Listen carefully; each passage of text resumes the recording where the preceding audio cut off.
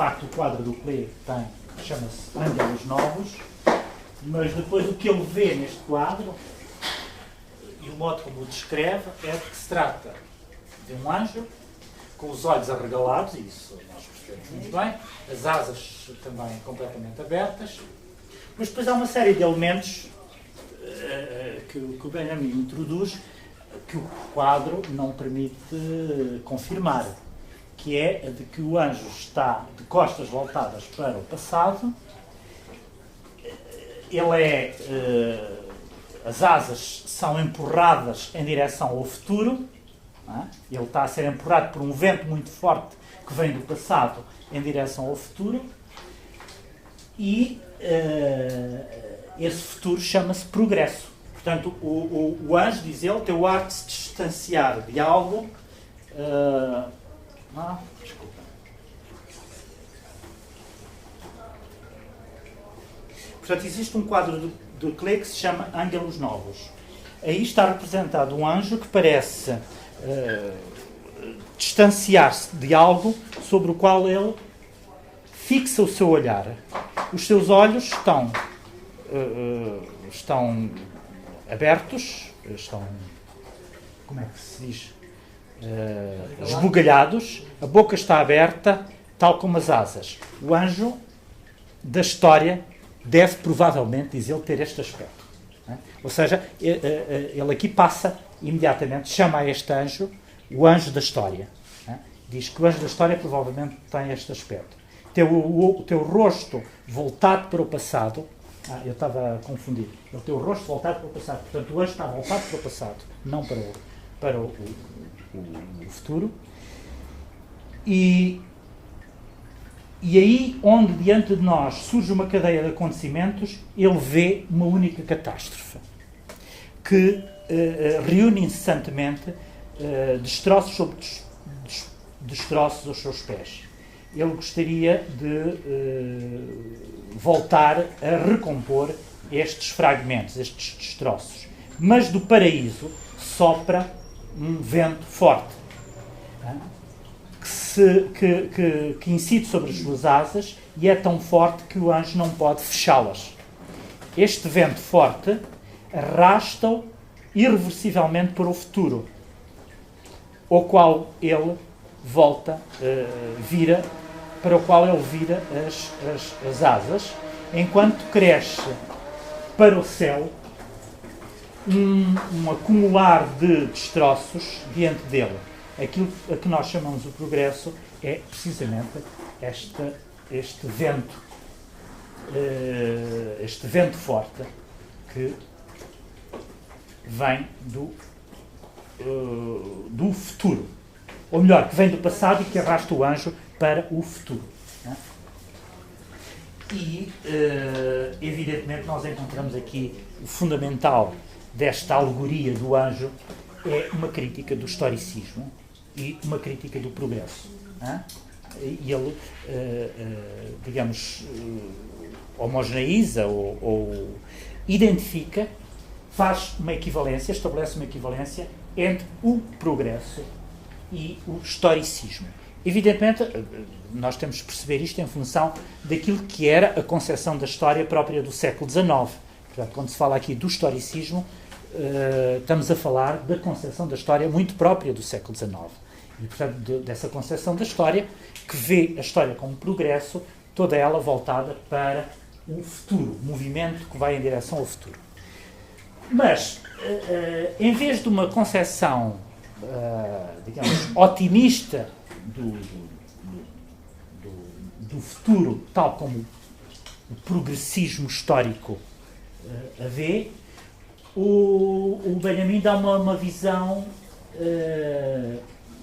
muito menos otimista, pelo contrário, uma visão trágica desse progressismo e, portanto, desse movimento em direção ao futuro, dizendo que ele é responsável pela acumulação de destroços, né? Que são os destroços da história. Isto é, a história seria, deste ponto de vista, uma acumulação de catástrofes e de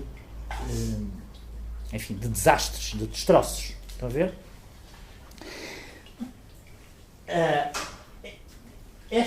provavelmente esta crítica do progresso e a crítica do historicismo do século XIX surge como algo um pouco estranho, quando nós não conhecemos bem o Walter Benjamin, porque imaginamos que ele é um indivíduo todo ele voltado para o futuro e para o progresso. No entanto, aquilo que ele vai tentar construir nas suas teses sobre a filosofia da história é um conceito de história que não seja determinado por este progressismo e por este historicismo que, do ponto de vista dele, é uma construção ideológica que serviu sempre, e isso ele dilo explicitamente noutra das teses, que serviu sempre os vencedores.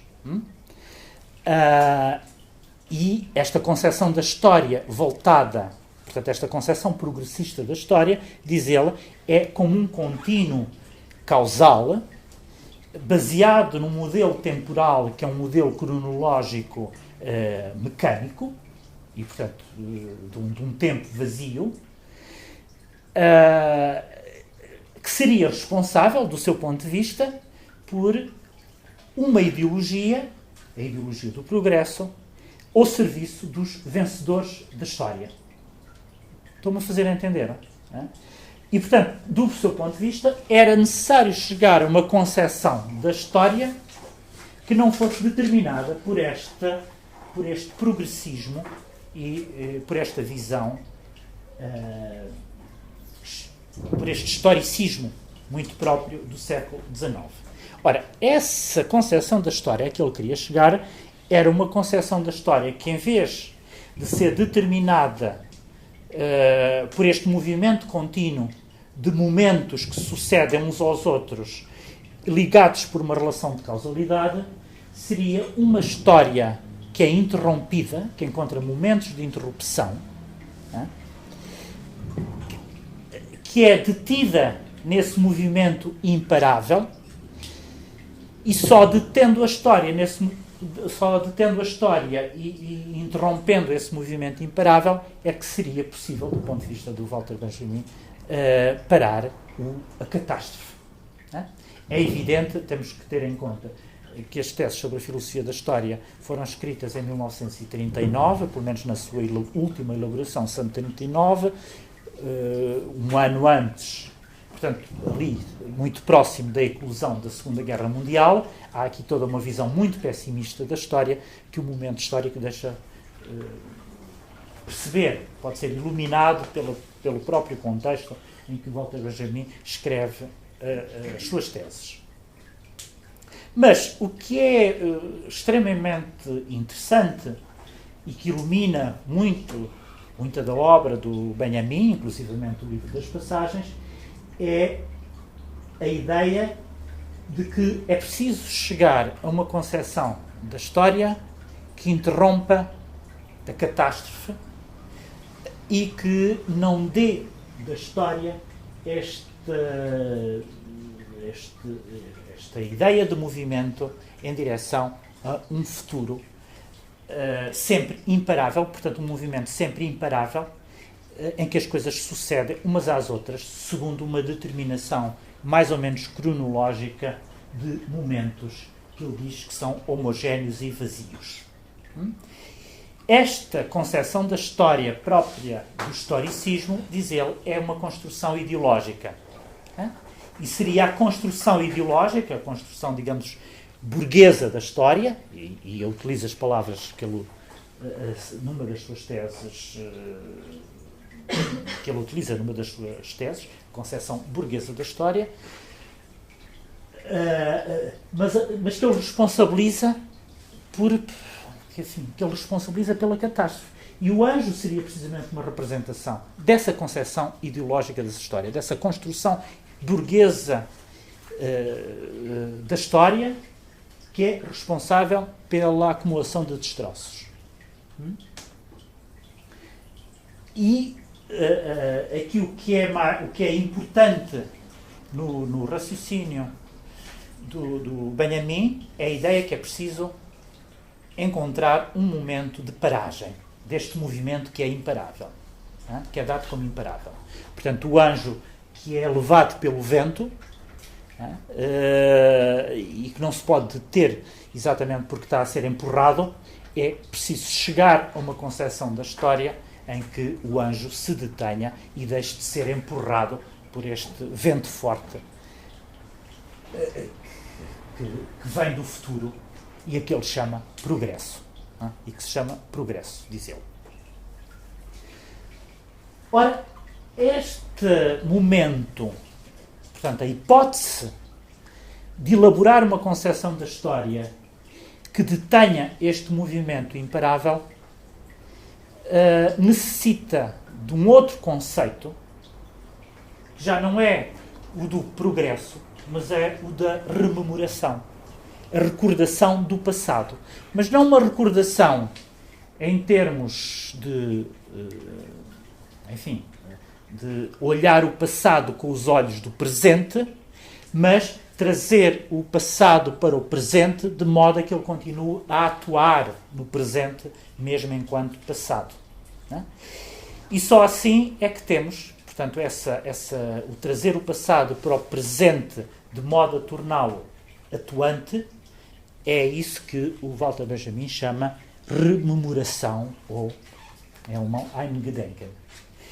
Isto pressupõe uma ideia mais ou menos teológica de que o passado nunca está completamente concluído, de que o passado nunca está completamente construído e que, portanto, que é possível voltar a reconstruí-lo novamente.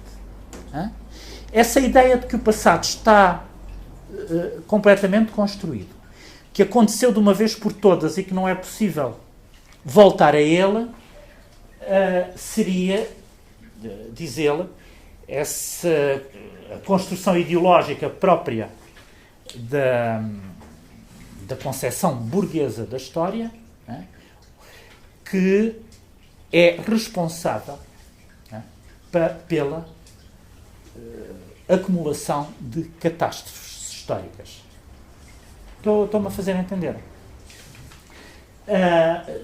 Aqui, evidentemente, aliás, esta formulação de um passado que nunca está completamente concluído e ao qual é possível regressar para redimi-lo, por exemplo, vai provocar uma pequena polémica numa troca epistolar entre ele e o Horkheimer, em que o Horkheimer lhe diz: mas isso, eu não acredito em nada disso, aquilo que passou, passou de uma vez por todas, quem morreu, morreu de uma vez por todas, o mal que foi feito de uma vez por todas, e isso que tu estás a fazer é por misticismo. Diz-lhe o Horkheimer. Isso é por misticismo. Uma concepção mística da história. E a resposta do Benjamin é de que, enfim, pode ser misticismo ou pode ser teologia, mas sem esse elemento teológico, diz ele, é impossível conceber uma concepção da história que a subtraia ao movimento contínuo que seria responsável pelo desastre absoluto. E, portanto, digamos, ele diz: eu não tenho uma concepção positivista da história, tal como tu, diz ele ao Horkheimer, não tenho essa concepção positivista da história, e falamos aqui linguagens diferentes. O meu misticismo não é um misticismo que conduza, é mais ou menos isto que ele diz, que conduza a uma espécie de paralisia e a uma metafísica da história, mas é exatamente o contrário. É qualquer coisa que permite que nós entremos numa lógica da redenção e da redenção dos momentos históricos. Portanto, esta redenção significa que é possível encontrar na história e no passado, naquilo que aconteceu no passado, uma espécie de momento salvífico. Como é que isto é feito? Através de um processo de interpretação. Mais uma vez, aqui é preciso perceber, eu já outro dia referi isso, que para o Walter Benjamin a ideia de história coincide exatamente com a ideia de historiografia. E, portanto, quando ele fala de história, no fundo aquilo que ele está aquilo de que ele está a falar é com a escrita, ele está a falar da escrita da história, a interpretação da história. E por isso, quando ele fala, faz a defesa daquilo que ele chama o materialista histórico, ele está a referir-se ao sujeito do historiador enquanto intérprete. Não é? Como se a história fosse uma espécie de texto que precisa de ser interpretado. Precisa de ser interpretada. Mesmo que esse texto seja um texto em que o historiador vai interpretar aquilo que nunca foi escrito. E aqui há essa ideia de interpretar aquilo que nunca foi escrito eu citar o Benjamin, que por sua vez citava o Hofmannsthal, enfim, uma frase que vinha de outro lugar completamente diferente e que não dizia respeito a esta concepção da história.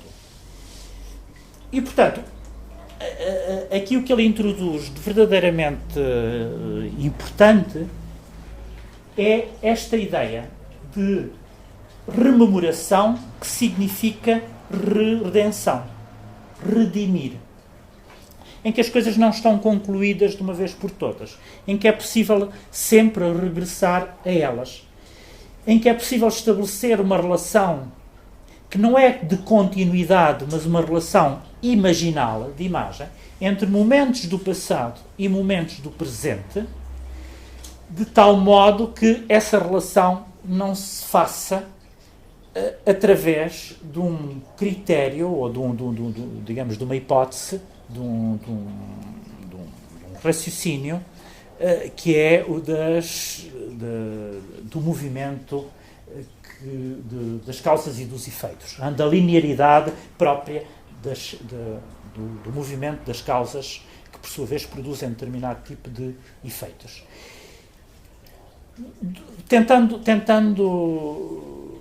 através de exemplos mais práticos e perceber como é que o Walter Benjamin levou às últimas consequências esta sua concepção da história, quando ele cita o Michelet dizendo que a história, cada momento da história sonha com como é que é? Cada época sonha com uma época seguinte, né?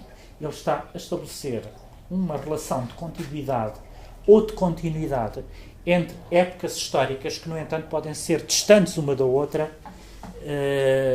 podem ser muito distantes e podem mesmo situar-se nos extremos. Portanto, enquanto que no esquema progressista, historicista, as épocas históricas sucedem-se de uma maneira lógica e são sempre contíguas umas às outras, portanto, a relação é uma relação de contiguidade.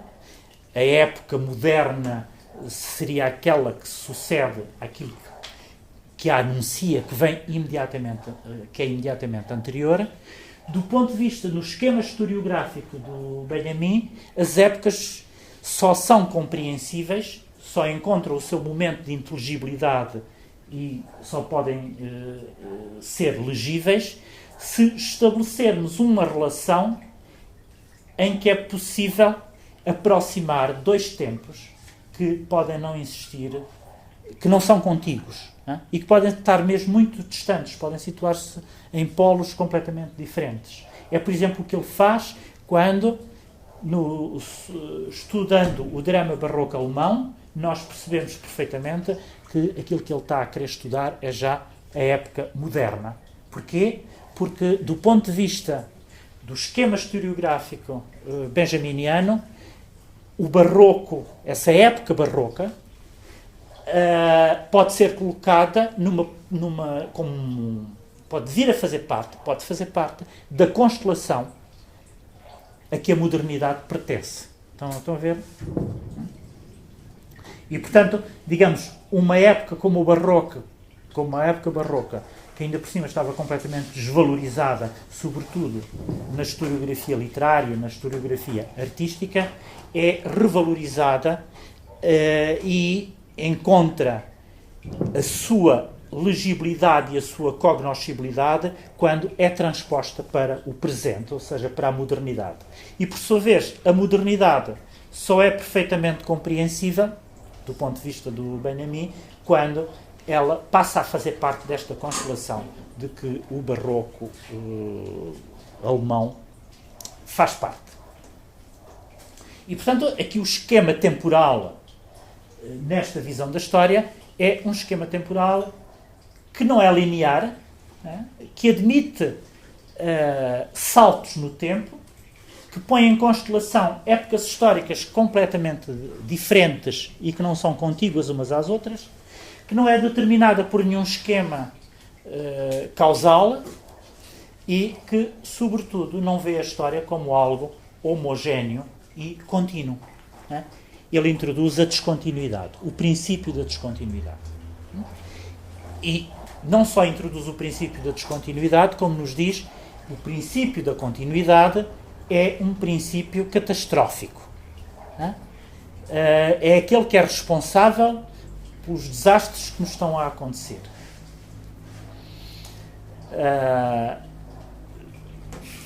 E portanto, porquê? Porque é que é responsável por isso? Porque trata-se da visão da história construída por uma ideologia, que é a ideologia do progresso, e é, sobretudo, a partir dessa ideologia que depois, digamos, essa ideologia é aquela que vai determinar, digamos, toda a tensão histórica que leva à guerra, que leva à miséria, que leva aos desastres que o princípio do século XX, enfim, dos quais ele tinha sido testemunha no princípio do século XX, portanto a Primeira Guerra Mundial e depois a Segunda Guerra Mundial, e depois a Segunda Guerra, o eclodir da Segunda Guerra. Este texto é o texto escrito precisamente ali no momento anterior à eclosão da Segunda Guerra Mundial. E, portanto, todo o esquema, toda a concepção da história do Benjamin pressupõe a ideia de que a história é uma construção ideológica. E é essa construção ideológica que ele quer criticar e quer interromper. E então vai privilegiar, sobretudo, não a continuidade e não o movimento em direção ao futuro, mas a suspensão. Aquilo que se detém, aquilo que pode ser detido. Aquilo que seria verdadeiramente revolucionário do ponto de vista do Benjamin seria não o comboio da história que avança em direção ao progresso, mas a hipótese de deter a história. O momento revolucionário por excelência seria o momento em que a história é detida, em que se consegue um momento de paragem.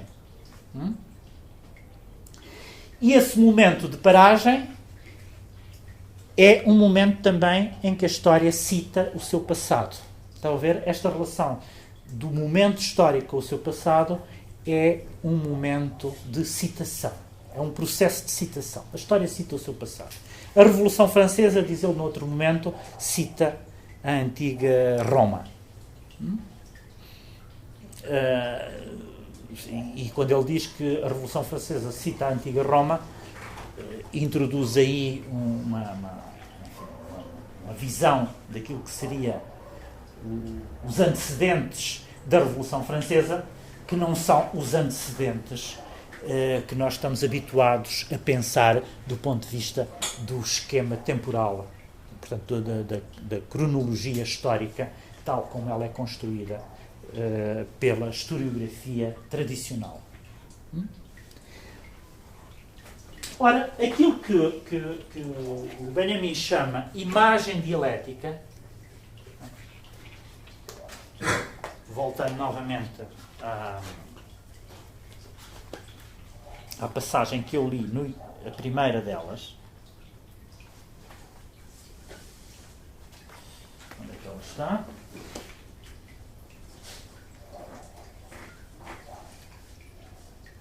Aliás, eu pus os olhos agora em cima da penúltima tese, ou melhor, da adenda à tese 17, as teses são 18, onde ele diz: na ideia da sociedade sem classes, Marx secularizou a ideia do tempo messiânico.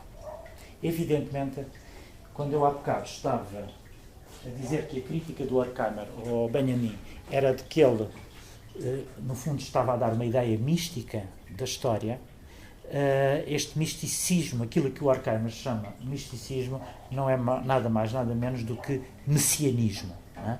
Mas um messianismo, e portanto aqui evidentemente a mística judaica entra em linha de conta, a questão do messianismo, mas de uma maneira completamente livre. De uma maneira completamente livre, e tão livre, e às vezes tão paradoxal, que se cruza com o marxismo. Na ideia da sociedade sem classes, Marx secularizou a ideia do tempo messiânico. É uma coisa interessante. E, portanto, este tempo, esta temporalidade histórica a que o Benjamin quer chegar é uma temporalidade de tipo messiânico. Simplesmente o messianismo, tal como nós o entendemos de uma maneira mais ou menos corrente, é a ideia de que o Messias vai chegar num tempo futuro e a chegada do Messias corresponde a um acontecimento último, não é? Ou seja, no fundo, a vinda do Messias é o dia do juízo final, se quisermos. Não é? E, portanto, o Messias faz-se anunciar, do ponto de vista do messianismo judaico, o Messias não chegou, como sabem, enfim, os espíritos messiânicos estão à espera da vinda do Messias. O Messias está sempre anunciado, mas ainda não chegou, ele não chega. Do ponto de vista do Benjamin, a vinda do Messias não se mede dessa maneira. O Messias já chegou. Ele está a chegar a todo o momento. Ele entra por uma porta estreita, de tal modo estreita que nós não andamos por ele. Suponho que ele diz isso numa das suas teses.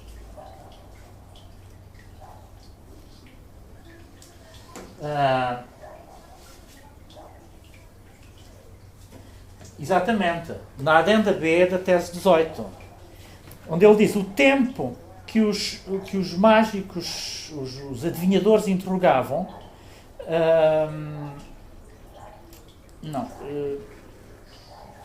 diz ele, é sabido que para os judeus estava proibido investigar o futuro. A Tora e a oração instruem-nos, portanto, prescrevem-nos, pelo contrário, a ideia da rememoração. Ao contrário de o adivinhar o futuro, mas rememorar o passado.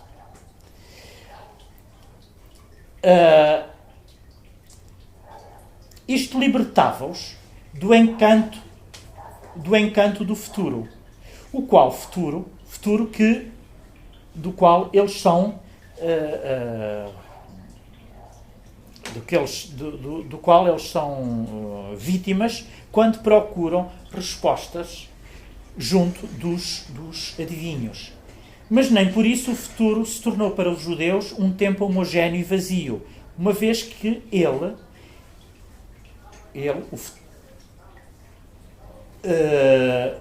uma vez que nesse tempo homogéneo e vazio, cada segundo era a pequena porta através da qual podia entrar o Messias. Ou seja, existe o tempo homogéneo e vazio, que é o do esquema temporal contínuo, e o messianismo, a vinda do Messias, interrompe essa temporalidade contínua, mas o Messias é um Messias não que anuncia um momento que vai ser percebido por toda a gente, que corresponde a uma espécie de dia do juízo final em que enfim, o mundo se altera completamente, em que se entra numa outra ordem do universo, mas a vinda do Messias é algo de quase imperceptível. Ele entra por uma pequena porta, de tal modo que o espectador, o indivíduo, nem dá por ele.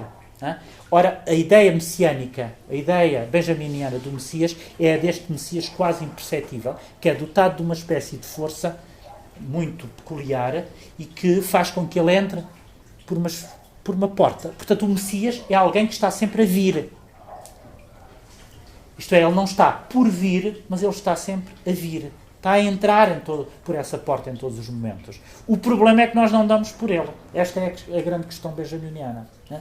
Ou seja, o tempo messiânico, se nós, cabe ao historiador, tentar percebê-lo, esse tempo de interrupção do tempo do contínuo da história. O problema é que nós não damos por ele. E não damos por ele porquê? Porque estamos determinados por um esquema temporal que nos arrasta sempre em direção ao futuro e que vai acumulando passado como se fosse um conjunto de destroços. Estão a ver o que é que está aqui? Isto, no fundo, corresponde a uma ideia altamente revolucionária, só que não se serve, digamos, dos instrumentos e dos mecanismos com os quais nós estamos habituados a pensar aquilo que é a revolução. Nós estamos habituados a pensar que a revolução se faz através de ações violentas que quebram a ordem do mundo, que introduzem uma nova ordem completamente diferente e que, portanto, toda a gente dá por isso. Não é? E, portanto, este messianismo em que há um Deus que está sempre por vir, corresponderia diz ele noutro momento, à secularização da ideia marxista ou marxiana da sociedade sem classes. Já do ponto de vista deste Messias imperceptível, que não está por vir, mas que está sempre a chegar, aquilo que ele introduz como... Quer dizer, o Benjamin está a insinuar que deve ser a nossa tarefa, a grande tarefa revolucionária, será a capacidade de perceber essa vinda quase imperceptível do Messias a todo o momento. Cada momento da história pode tornar-se um momento messiânico e, portanto, pode tornar-se um momento revolucionário. É preciso que nós cheguemos a um conceito da história que nos permita perceber esses momentos revolucionários. E, portanto, aqui o mecanismo, o dispositivo fundamental do pensamento benjaminiano sobre a história é a questão da suspensão, da interrupção. É preciso interromper, é preciso suspender. E é nessa suspensão que ele vai introduzir o conceito de imagem dialética. Porque vai dizer a história não é um contínuo, não é esse tempo cronológico que se sucede segundo uma lógica da continuidade das causas e dos efeitos, mas ela é imaginal, bildish. E é imaginal na medida em que cria uma constelação em que um determinado momento da história pode ser colocado a par de outro momento da história completamente diferente, e pode mesmo situar-se nos seus antípodas ou nos seus extremos. E, portanto, ele aponta aqui para uma interpretação da história que não que não se serve dos mesmos instrumentos e do mesmo tipo de esquema conceptual que é o do historicismo do século XIX.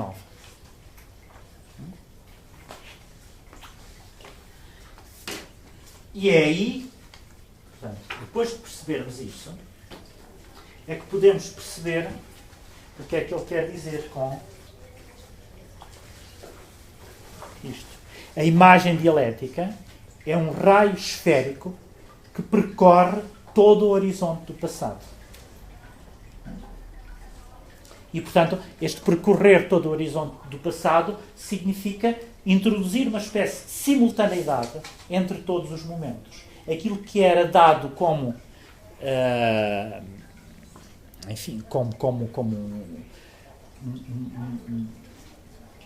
uma sucessão de momentos diferentes passa a ser visto como uma simultaneidade. Articular historicamente o passado, diz ele, significa reconhecer no passado aquilo que passa a coincidir na constelação de um único e idêntico momento. O conhecimento histórico é possível apenas e exclusivamente no momento histórico, no instante histórico. Mas o conhecimento no momento histórico é sempre o conhecimento de um instante. No momento em que o passado se contrai no instante, ou seja, na imagem dialética, ele passa a fazer parte da recordação involuntária da humanidade. A imagem dialética deve ser definida como a recordação involuntária da humanidade redimida. Evidentemente aqui há todo um vocabulário teológico, não é? Que culmina nesta ideia de redenção, redimir o passado. O passado não está concluído de uma vez por todas, não está salvo, é preciso ir lá salvá-lo. E isso seria a tarefa à altura do historiador e seria a tarefa verdadeiramente revolucionária. Depois, há outro momento em que ele diz o seguinte: aquilo que distingue as imagens das essências, aquilo que distingue as imagens das essências da fenomenologia, portanto, das essências que a fenomenologia, sobre as quais a fenomenologia fala, é o seu índice histórico. O índice histórico das imagens diz, de facto, não só que elas pertencem a uma época determinada, mas, sobretudo, que elas chegam à legibilidade só numa outra época. Ou seja, deste ponto de vista, a imagem, esta concepção de imagem do Benjamin é uma concepção de imagem que a torna a imagem de natureza muito mais legível do que visível. Ou seja, ela está muito mais do lado da legibilidade do que da visibilidade. Muito embora ele chame imagem, na verdade, todo o vocabulário que ele utiliza para a definir é do lado da legibilidade. Do mesmo modo que, no fundo, se nós acompanharmos, digamos, o seu vocabulário nestas teses sobre a filosofia da história, percebemos que a sua concepção da história é a da história como um texto. Uma história que se torna legível.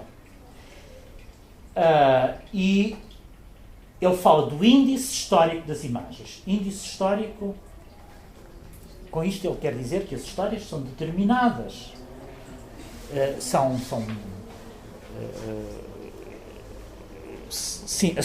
Ou melhor, as imagens são determinadas historicamente. Elas apontam para um determinado momento da história. O índice histórico das imagens significa isso, que nelas há uma remissão para uma determinada época, para um determinado tempo. E, portanto, o índice histórico das imagens diz, de facto, que elas não apenas pertencem a uma época determinada, mas, sobretudo, que elas chegam à legibilidade, ao estado de legibilidade, só se tornam legíveis numa época determinada posterior. O que significaria, reparem, esta concepção elevada a uma espécie de metodologia historiográfica é aquela que depois vai dar lugar ao livro das passagens, que ficou inacabado. E onde o princípio é precisamente este. O século XX, a modernidade, a nossa modernidade própria do século XX, só é legível, só chegou ao momento da sua cognoscibilidade, precisamente porque ela pôde ser sonhada pelo século XIX, porque as imagens próprias do século XIX contêm esse índice histórico que depois, quando é remetido para uma época posterior, as torna essas imagens dotadas desse índice histórico reconhecíveis e legíveis. Estão a entender? E, portanto, aí, enfim, a partir dessa metodologia, ele vai poder, por exemplo, fazer uma espécie de história material do século XX e uma história ao mesmo tempo total, social e tudo o resto, a partir de pequenos detalhes que são aqueles que vêm dos elementos que estão a ser, enfim, que surgem como novidades absolutas na grande metrópole do século XIX, como é a Paris do Segundo Império. Ora, esta questão da imagem dialética significa então que aquilo que o Benjamin entende por imagem é uma espécie de contração de momentos históricos em que o presente, o passado e o futuro se contraem num momento único, numa esfera, como ele diz, numa esfera, e deixa de ser impossível nós determinarmos apenas o presente em função de um passado que está lá para trás e ao qual nós só podemos voltar as costas, e que, na melhor das hipóteses, serve apenas de explicação para aquilo que está a acontecer no presente. Aqui, neste esquema benjaminiano, o passado não é, pura e simplesmente, um tempo que explica o presente ou que, por sua vez, vai anunciar o futuro. Não há aqui esta determinação explicativa. É uma outra coisa diferente. Não se trata de explicar o presente através do passado ou o passado através do presente. Trata-se de colocar os dois tempos em constelação um com o outro, de maneira que eles são os dois legíveis ao mesmo tempo. Eles tornam-se os dois legíveis exatamente ao mesmo tempo. Eles fazem parte da mesma constelação. É demasiado abstrato isto, não é? Assim um bocado... Mas torna-se muito mais fácil. Quer dizer, nós percebemos a produtividade deste conceito de história, bem, primeiro quando verificamos os estudos benjaminianos, sobretudo aquela parte, aqueles textos e aqueles estudos, e na circunstância, o livro das passagens talvez seja o exemplo mais acabado, de como isto se pode tornar um método de construção histórica e de estudo de uma determinada época histórica muito mais abrangente. E, sobretudo, que tem um esquema explicativo altamente complicado, mas que nós, quando passamos para as coisas concretas, percebemos que, enfim, que a coisa não é assim uma construção meramente conceptual e abstrata. Não, ganha pertinência e, sobretudo, ganha um grande poder de explicação dos fenómenos históricos. E depois, estas teses sobre a filosofia da história e, sobretudo, esta questão que tem a ver com o romper do tempo contínuo, que eles chamam homogéneo e vazio, do esquema temporal de uma concepção da história que é do historicismo, nós percebemos-la melhor em função da sua preocupação em chegar a um conceito de história que não seja determinado pela ideologia historicista, que ele acha que é e, portanto, que teria construído uma ideologia da história. Portanto, do seu ponto de vista, a história é sempre uma construção ideológica. E se é uma construção ideológica, ele, como se quer situar numa posição ideológica oposta a essa construção ideológica, ele vai denunciá-la. Enquanto, portanto, o que é que significa essa construção ideológica? O que é que essa construção ideológica tem de específico? E o que essa construção ideológica tem de específico, diz ele, é essa continuidade que é responsável pela acumulação de destroços e que é responsável pelo desastre que, na circunstância, era uma iminência a que ele estava a assistir.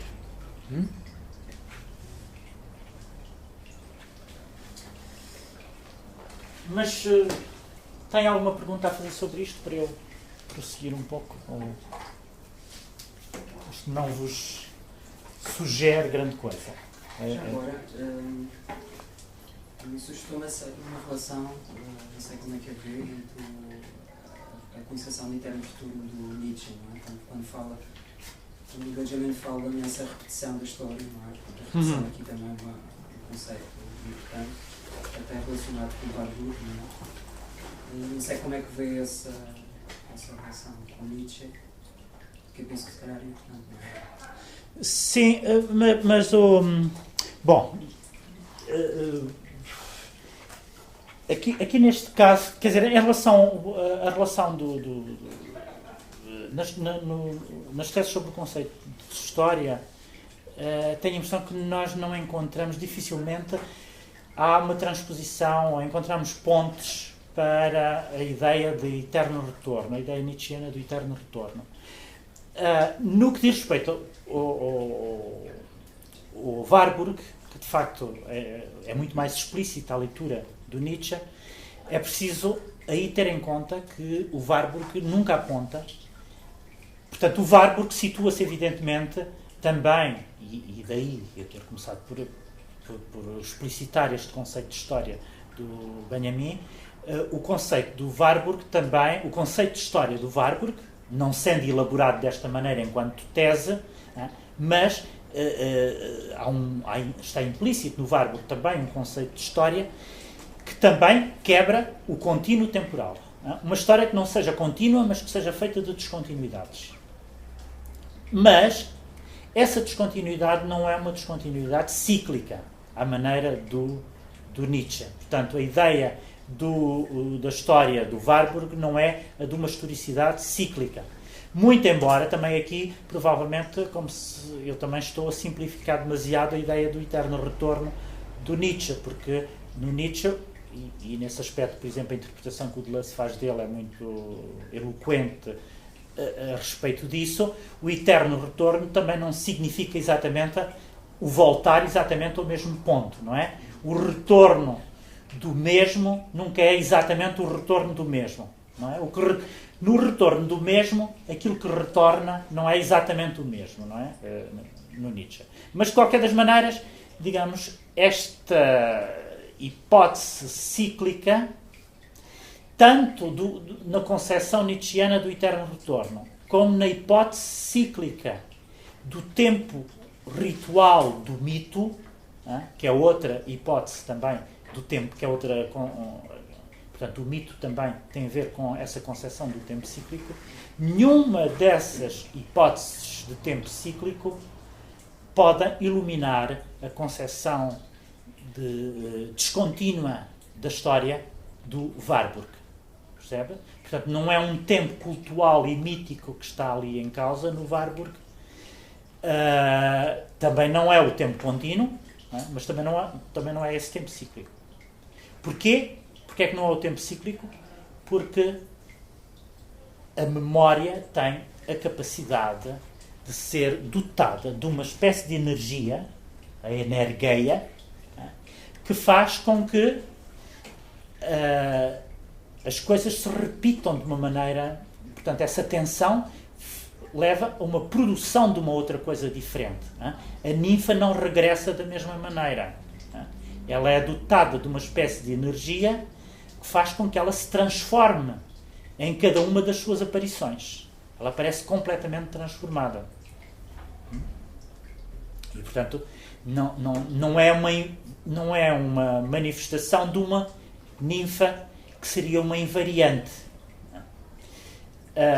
E, portanto, o tempo aí não é cíclico. Não se trata de regressar a uma ninfa originária, ou como no mito se regressa a qualquer coisa eternamente, não é? Portanto, o tempo não é contínuo, não há história. No mito não há história. E, nesse caso, o tempo mítico é o contrário do tempo histórico. E por isso é que ele é circular, mas completamente circular. Ora, tal como o Warburg tentou apontar para uma concepção da história, ou seja, toda a sua concepção da imagem pressupõe um tempo histórico que não é o tempo contínuo, mas que é ao mesmo tempo dotado de uma energia que permite a produção do novo, permite a produção da novidade, e não meramente a repetição daquilo que já existia antes. Também, aqui no caso do Benjamin, o seu conceito de imagem dialética, o facto de ele querer colocar na mesma constelação tempos históricos diferentes, significa o poder atuar sobre o passado de maneira a transformá-lo, a redimi-lo. É a palavra que, no fundo, no vocabulário teológico do Benjamin, é a palavra mais adequada. De modo a haver essa espécie de redenção. Evidentemente, enfim, a dificuldade em perceber isto tem que ver precisamente com o facto dele jogar aqui com uma linguagem que não é a linguagem que nós utilizamos. Provavelmente, se não fizermos referência ao misticismo judaico, não percebemos absolutamente nada disto.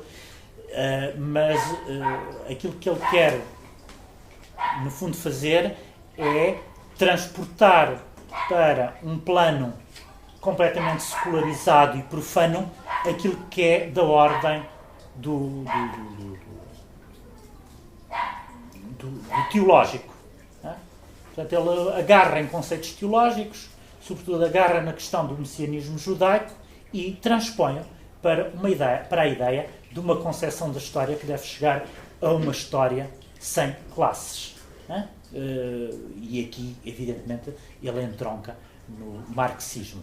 Há aqui uma mistura de marxismo e de teologia que provoca uma mistura um pouco explosiva, evidentemente, que nós temos dificuldade muitas vezes em pensar, mas que ao mesmo tempo não deixa de ser, quer dizer, que é bastante interessante e que não pode ser visto apenas como um jogo meramente intelectual. O que está aqui em causa é muito mais profundo. Trata-se de uma visão da história determinada por uma situação de catástrofe iminente, por uma experiência em que as catástrofes já tinham acontecido e, portanto, havia uma outra catástrofe iminente e a ideia que o anima é de que tudo isso, toda esta catástrofe, se deve a uma concepção da história. Qual é essa concepção da história? É uma concepção da história que é aquela construída por uma determinada ideologia. E então é preciso romper com essa ideologia e chegar a uma outra construção da história. É evidente, a dificuldade maior e o grau de abstração de tudo isto deriva do facto de, no fundo, para nós, é muito difícil para nós não pensarmos a história imediatamente como um conjunto de acontecimentos. A história é aquilo que aconteceu, é indiferente às pessoas que a escrevem, é indiferente à sua interpretação. A história é aquilo que aconteceu, é o conjunto de acontecimentos que teve lugar. Mas aqui, no caso do Benjamin, nós não percebemos nada do que ele diz se não percebermos que, para ele, essa história dos acontecimentos não tem sentido, é uma coisa caótica. A história não existe sem uma interpretação, não existe sem que nós a articulemos num antes e num depois. Está a ver? Ora, é quando começamos a fazer essa articulação da história que a ideologia entra. Mas se nós não a articularmos desta maneira, o que é a história? Não é nada. É o que significa esses acontecimentos. É uma coisa caótica, é uma coisa em bruto. Coisa em bruto. Simplesmente, nós da história só temos conhecimento através da narração que dela é feita. Ora, essa narração é uma narração subjetiva, não só subjetiva, é uma narração que implica interpretação. É uma narração que implica uma determinada concepção ideológica da história. Mas que não dispensa a heurística, de qualquer forma. É uma hermenêutica, mas que não dispensa a heurística. Ora, explico lá. Um discurso... A historiografia é uma hermenêutica, mas que não dispensa a heurística através da documentação, dos acontecimentos, dos factos. Sim, claro. E daí que se faz depois a interpretação. É evidente. Não se fica só nos acontecimentos, mas também não se fica só numa interpretação. A interpretação resulta... é evidente. A valorização que se dá a determinados acontecimentos é já um facto de interpretação. Um fato de interpretação. Portanto, nunca se pode perder no discurso historiográfico os factos, os acontecimentos. É sempre a partir como esses fenómenos, digamos, a partir do qual a gente constrói um discurso historiográfico. Sim, mas é evidente, mas a partir dos mesmos acontecimentos, dos mesmos fenómenos, é possível construir histórias completamente diferentes, não é? O problema está aí. Já na seleção do material, Claro. já subjetividade. Portanto, porque a história esquece tanta coisa que há documentação. Sim, sim. E que não é determinada. Quer dizer, neste caso, há um momento de uma das teses do Benjamin, onde ele fala da história dos vencedores. Essa história que corresponde à concepção ideológica que ele está a criticar é uma história dos vencedores. É preciso chegar também a uma história que seja uma história dos vencidos. E essa era a sua grande preocupação, que a história não fosse meramente uma história dos vencedores. E, portanto, reparem... São as lacunas históricas, não é? Que é? São as lacunas históricas. Mais do que as lacunas, é também o modo de articular os acontecimentos históricos e de os interpretar. O modo de os interpretar. E evidentemente, as lacunas, é evidente que, digamos, também aqui, uma história dos heróis e dos grandes acontecimentos, a história de batalhas, é imediatamente uma história dos vencedores. Ele estava interessado em inverter completamente esse esquema historiográfico que fazia a história dos vencedores e dizer é preciso chegar a uma concepção de história que seja a história dos vencidos. Ou seja, uma história que não fosse voltada só para o... E nesse aspecto seria uma história que não era voltada só para o passado, mas seria uma história que teria a potencialidade de interromper o contínuo temporal e de determinar o futuro. Está a ver? Ou seja, de passar à ação. Uma história que permitisse passar à ação. Ou seja, uma história que incluísse em si um movimento revolucionário. Está a ver? Que fosse também... O momento revolucionário aqui corresponde a um momento de suspensão. Suspender a história. E aqui ele introduz, aliás, um conceito que parece completamente paradoxal, que é preciso chegar a uma dialética em estado de suspensão. Ou uma dialética suspensa. Dialectic im Stillstand. É um conceito que é uma coisa completamente paradoxal, porque se é dialética, não pode ser suspensa, não é? Porque a dialética implica sempre esse movimento contínuo. O que seria uma dialética em estado de suspensão? É uma coisa completamente que nos obriga a pensar de outra maneira, não é? E que evidentemente obriga a entrar neste jogo de linguagem, porque se nós não quisermos entrar neste jogo de linguagem, dizemos tudo isto é um disparate, que aliás foi a resposta que o Horkheimer lhe deu, não é? E o Horkheimer não é propriamente um estúpido nem um ignorante, mas disse isso, eu não acredito nada disso, isso é uma mística, aliás é uma mística perigosa, é pena que eu não tenho aqui, uma mística perigosa e talvez eu encontre essa citação aqui.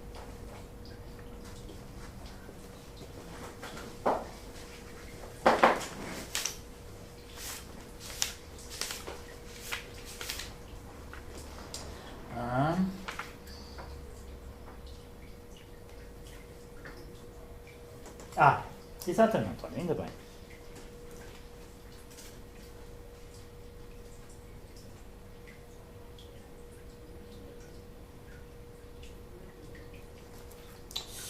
Não sei.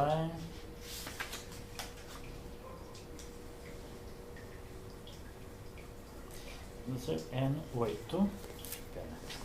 Tá assim, N8. Vou ver se encontro. É lá aqui.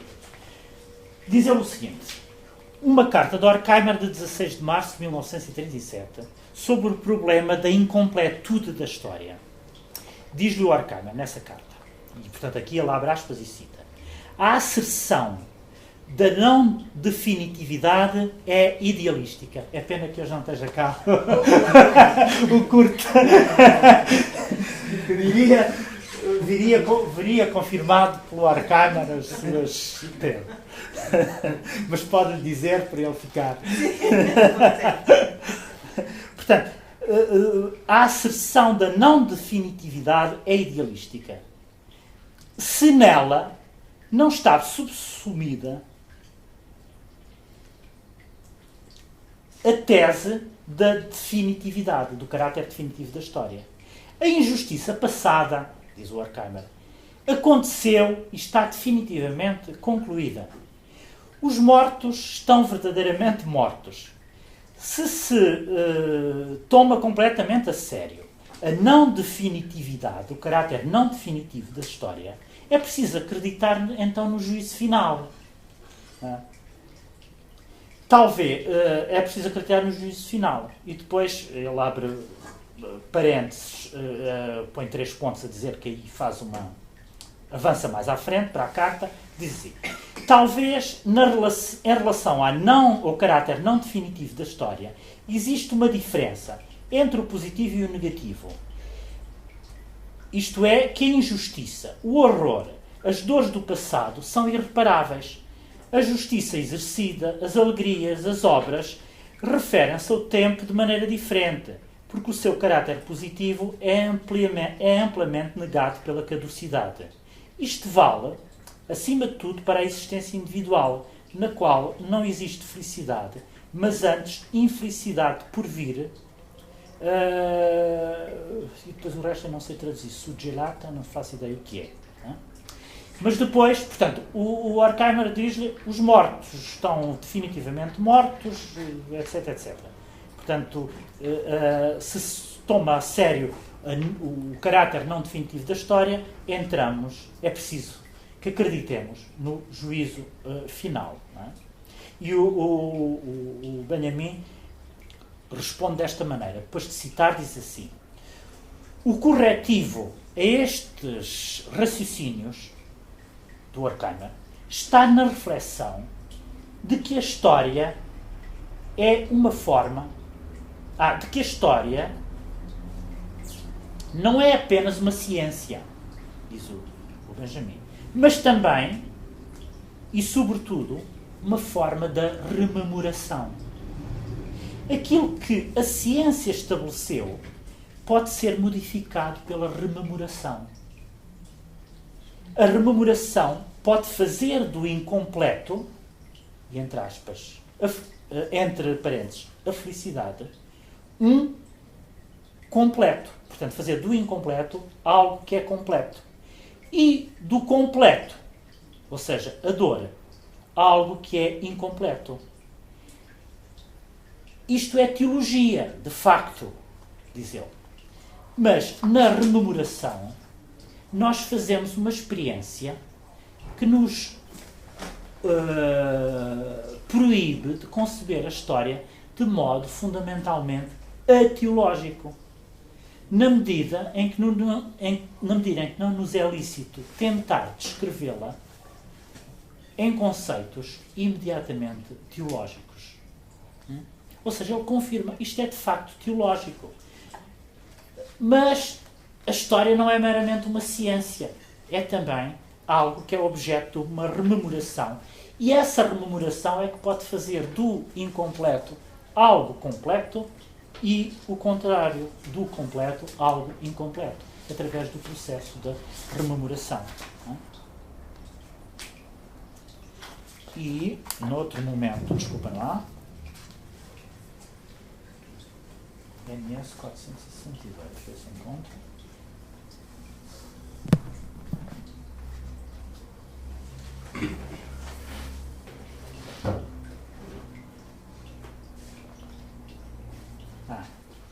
Esta observação. Na rememoração, nós fazemos, é outra vez a mesma frase, exatamente a mesma que ele repete, isto são notas, notas são materiais que ele foi escrevendo para escrever as teses, para depois dar forma definitiva, portanto, materiais aos quais ele deu forma definitiva nas teses. Na rememoração, nós fazemos uma experiência que nos proíbe de conceber a história de modo fundamentalmente ateológico. Ateológico, é a negação, o A da negação grega. Na medida em que não nos é lícito tentar escrevê-la com conceitos teológicos. Ainda que não nos seja lícito, é isto, desculpem, a minha introdução estava mal feita. Portanto, na rememoração, nós fazemos uma experiência que nos proíbe de conceber a história de modo fundamentalmente ateológico, ainda que não nos seja lícito tentar descrevê-la com conceitos teológicos. O meu pensamento reporta-se à teologia como o mata-borrão à tinta. Ele é completamente, fica completamente embebido dela, da tinta. Porém, se continuasse tal como quer o mata-borrão,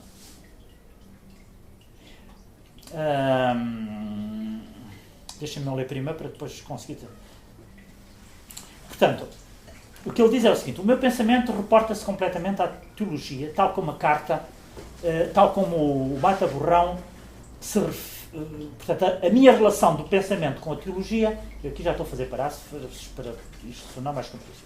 A relação do meu pensamento com a teologia é como a relação do mata-borrão com a tinta. O mata-borrão é completamente embebido pela tinta. Mas se as coisas se passassem tal como o mata-borrão pretende, daquilo que é escrito não permaneceria absolutamente nada, porque o mata-borrão absorveria a tinta toda. Estão a perceber?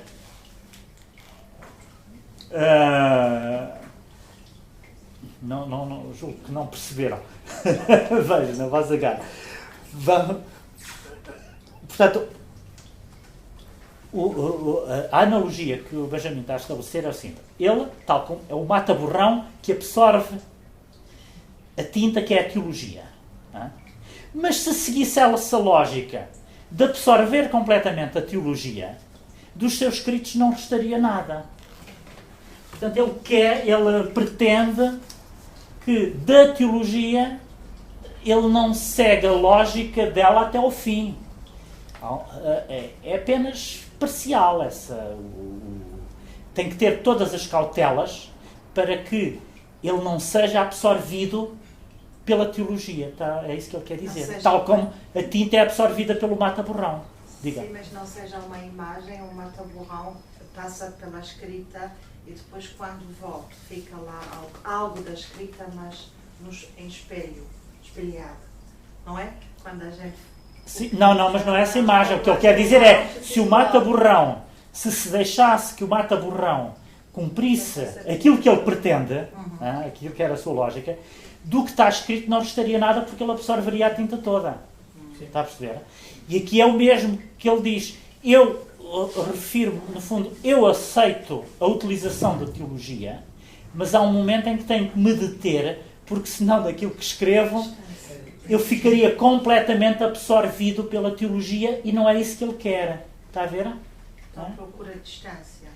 E portanto procura, a certa altura é preciso distanciar-se e tirar, fazer com que o mata-borrão não continue a atuar sobre aquilo que ele escreve, para que não absorva teologicamente todo o seu pensamento. É isso que ele quer dizer. Agora,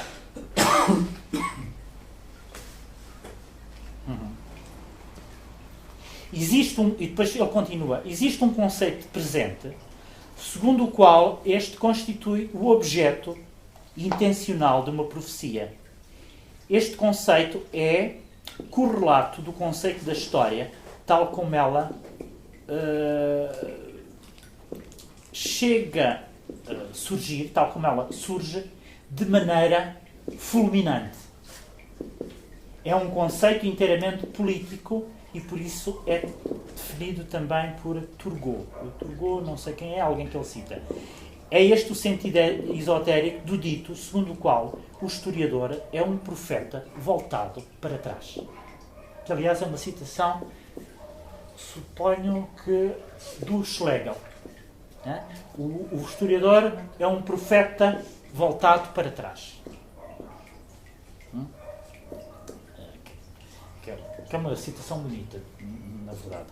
E aqui, quando ele diz que existe um conceito de presente segundo o qual este constitui objeto intencional de uma profecia. Este conceito é correlato do conceito da história tal como ela surge fulminantemente, de maneira fulminante. Esta maneira fulminante significa como um raio em que tudo passa a ser simultâneo. É como se a história universal, de repente, se desse num único momento. O momento revolucionário seria este.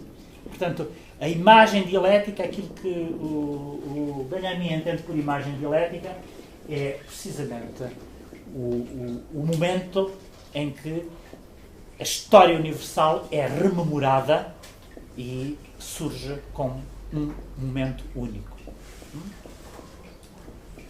É evidente que isto é teologia, também podemos dizer, a própria ideia de história universal, mas é um conceito teológico que ele depois vai transferir para um campo completamente profano.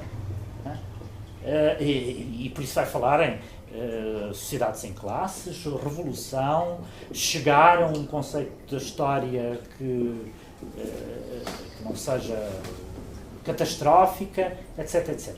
Estão a ver? Então vai transferir isto. Mas aqui há outro... Este momento do presente, é que ele chama fulmíneo ou fulminante, em que, portanto, que tem a possibilidade de fazer aparecer a história completa, ele vai chamar, noutro momento, aquilo que é o tempo de agora, através de uma palavra alemã que não é fácil de traduzir também. Onde é que está? O Word? Sim, o Word. Deixa-me sim. Não havia. Isto.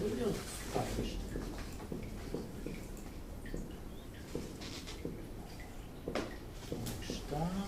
Embaixo. Ok. Oh, desculpa. Estás a revelar daqui a pouco. Sim, pode ir à vontade, podem gravar. Oh, mas o que é que eu fiz aqui? Isto já está. Word. Então não há uma palavra para o Word? Vamos acabar, desculpem lá. Só escrever esta palavra e. Não sei o Word. Sim, é olha. para abrir o documento. Não há? Não está a abrir, isso é para abrir. Bom, deixa-me escrever aqui. Podes escrever aí, podes escrever aí. Mas atrás, está.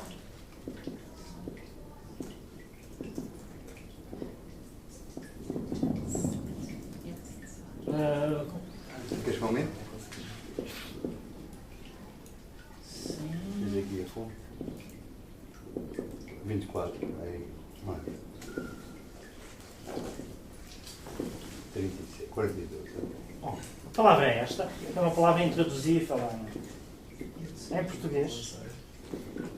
Desculpa? Jetzt Yes, agora, Yes. sai, é tempo. Tempo. Portanto, a tradução literal é tempo. de agora. Tempo de agora. O tempo de agora. Não colocou o latim icat nunc? Não, aqui agora. Não. Não tem nada de local. Sim. Não tem nada de especial. É o tempo de agora, é este tempo messiânico a que ele se refere, onde se dá a constelação de todos os momentos da história. A presença total, exatamente. A presença total. É isto, o tempo de agora. O tempo do agora, em que tudo se torna presente. Tudo se torna presente. Portanto, é que nos situamos no momento em que toda a história se torna presente. O Lord Carnegie é capaz de ter razão. Quando isto para a mística. Sim, claro, pois. Sim. Vais fazer o Tem a ver papel de curso. é como Sim, uma sim. revelação. É como uma revelação. Sim, é como o tempo da revelação. Sim. Não, mas nós não percebemos nada destes conceitos se não percebermos que são conceitos teológicos. É um pouco o que os mistos chamam a fase unitiva. Como? A fase unitiva da mística. Sim, sim. Pois. Purgativa e tal, e unitiva. Sim. É um pouco isso. É. É isso. Bom, ficamos por aqui. Desculpa. Senhor?